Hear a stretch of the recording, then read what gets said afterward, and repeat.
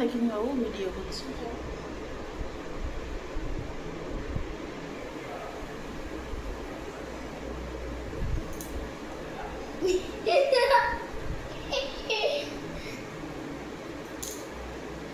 হয়ে গেছে মাথা মুছে, এবার মাসাজ করে দাও।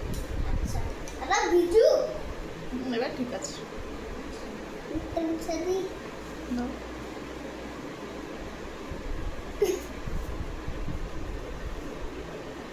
আর নয়, হয়ে গেছে, চলো। এবার দাঁড়াও চুলটা হয়ে গেছে, এবার হাতে করে যা করো।